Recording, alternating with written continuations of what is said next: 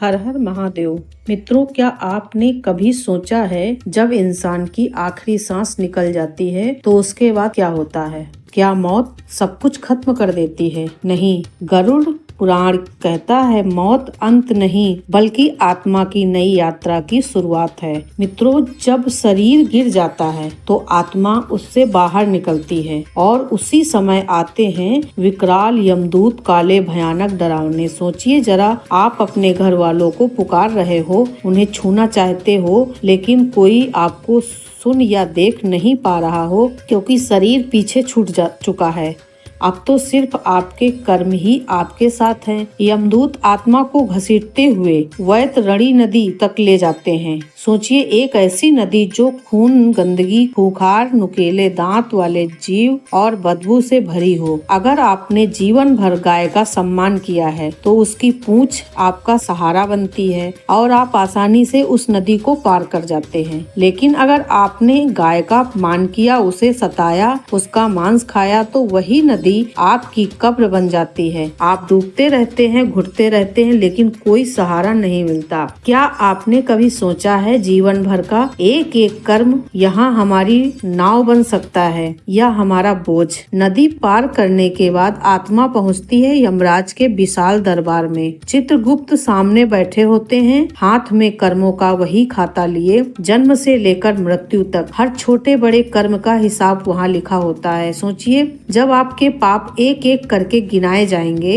तब आपको आत्मा किस हालत में होगी। और फिर फैसला होता है, जिसने पुण्य किए हो उस आत्मा को स्वर्ग में भेजा जाता है और जिसने पाप किए हो उसे नरक। तभी सामने एक विशाल काला दरवाजा खुलता है और शुरू होती है आत्मा की भयावह नरक यात्रा। गरुड़ पुराण कहता है नरक असंख्य है, लेकिन 18 प्रमुख नरकों का विवरण विस्तार से मिलता है। आइए अब एक एक करके इन्हें समझते हैं। गरुड़ पुराण की इस महान कथा को आधा अधूरा सुनने की गलती ना करे, पूरा वीडियो सुने। कथा को पूरा अवश्य सुने ताकि भगवान श्री हरि विष्णु की कृपा सदैव बनी रहे। चलिए अब शुरू करते हैं। तामिश्र नरक। मित्रों, सोचिए, अगर आपने किसी को धोखे से लूटा, उसकी इज्जत छीनी, तो यहाँ तामसिक नरक में आपका ठिकाना है। चारों तरफ गहरा अंधेरा, आत्मा लोहे की मोटी जंजीरों में जकड़ी हुई। यमदूत उसे दीवारों में पटकते रहते हैं, उसे मारते पीटते। यातना इतनी कठोर होती है कि आत्मा बार बार चिल्लाती है पर कोई सुनने वाला नहीं होता। क्या आपने कभी सोचा है जिस इंसान को आपने रुलाया वही आंसू यहाँ आपके लिए आग बन जाते हैं? जो लोग अपने परिवार को, बच्चों को प्यार और सुरक्षा नहीं देते, उन्हें यहाँ फेंका जाता है। अंधता मिश्र नरक। यहाँ पर उसकी भी अधिक गहराई अंधकार है। यहाँ तो जन्म जन्मांतर तक अंधेरा ही रहता है। जब तक जीवन है तब तक अपने अपनों का कद्र करो, उनकी इज्जत करो, क्योंकि मरने के बाद सिर्फ पछतावा ही रह जाता है। गरुड़ पुराण में एक भयानक नरक का वर्णन मिलता है। पौरव नरक कहते हैं यह नरक कभी शांत नहीं होता। यहाँ हर पल डरावनी चीखें और दर्द से भरी आवाजें गूंजती रहती हैं। चारों तरफ ऐसे भयंकर जीव रहते हैं जो पापी आत्माओं को टुकड़े टुकड़े कर नोच नोच कर खाते रहते हैं। ये नरक खासकर उन लोगों के लिए जिन्होंने किसी निर्दोष को सताया हो, किसी को बेवजह रुलाया हो या अपनी ताकत का गलत इस्तेमाल करके दूसरों पर अत्याचार किया हो। सोचिए, जब कोई बेबस इंसान आपके हाथों पीड़ित होता है तो उसकी चीखें, उसकी पुकार यूं ही हवा में नहीं खो जाती हैं। गरुड़ पुराण कहता है वही चीखें आपकी आत्मा का पीछा करती हैं और रौरव नरक में आपके लिए यातना बनकर लौटती हैं। जीवन में अगर हम किसी निर्दोष को तकलीफ देंगे तो उसका दर्द हमें भी भुगतना पड़ेगा। इसीलिए हमेशा याद रखिए, किसी के आंसू बनकर मत जियो, बल्कि किसी मुस्कान बनके जीने की कोशिश करो। महारौर नरक। मित्रों, कहा जाता है कि यह नरक रौरव नरक से भी कहीं ज्यादा डरावना है। यहाँ पापियों को खौलते हुए तेल से भरे बड़े बड़े कड़ाहों में उल्टा लटकाया जाता है। सोचिए, जब उबलता हुआ तेल तन मन को जलाता है तो आत्मा किस पीड़ा से गुजरती होगी। उनकी त्वचा फट जाती है, नसें झुलस जाती हैं, पूरा अस्तित्व जलने लगता है, लेकिन मौत नहीं आती। आत्मा बार बार उसी दर्द को सहती रहती है। महार और नरक उन लोगों के लिए जिन्होंने दूसरों को बेवजह सताया, निर्दोषों पे जुल्म ढाए और अपने स्वार्थ के लिए दूसरों का जीवन नरक बना दिया। कुंभी न पाक नरक। गरुड़ पुराण में कहा गया है, यह नरक खासकर उन लोगों के लिए है जो अपने और अपनों का अपमान करते हैं, उनकी सेवा करने या गुरुजनों की आज्ञा का पालन नहीं करते हैं। जब ऐसी आत्माएं मरने के बाद यमलोक पहुंचती हैं तो यमदूत उन्हें पकड़कर खौलते हुए तेल से भरे विशाल घड़े में डाल देते हैं। सोचिए, उबलते हुए तेल में गिरना, जहाँ पूरा तन मन जलता हो, वहाँ भी मौत नहीं आती हो, यह कैसा भयावह कष्ट होगा।